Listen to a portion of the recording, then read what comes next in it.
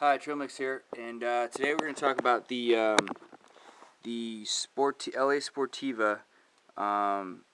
It's one of their cross-country sneakers here.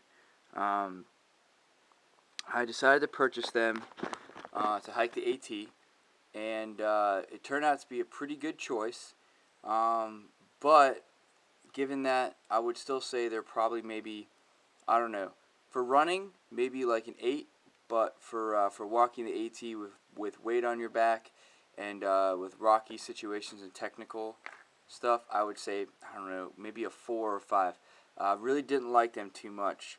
As you can see, it's got only a little bit of ankle support, and that for me has been a huge issue because I've almost sprained my ankle several times.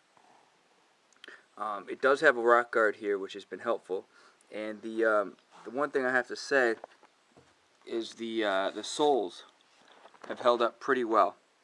I've been pretty much walking for, I'd say, I don't know, maybe close to 1,100 miles, a little over that, and as you can see, the soles are still in decent condition, even though they are wearing a little bit here where I put some pressure on by my toe, or the ball of my foot area.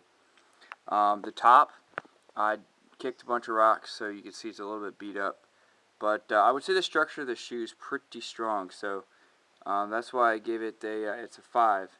But as far as hiking the AT, I don't like these shoes at all. They're just not meant for hiking. They're meant for running and being agile, and not for continuous motion day in, day out.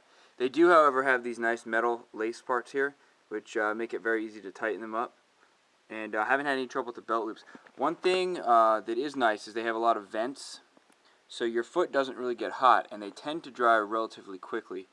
There is no Gore-Tex on them. However, that being said, because these small little vents here on the side tend to be close to the bottom of the shoe, if you step in a puddle, you can expect the water is going to seep in relatively quickly.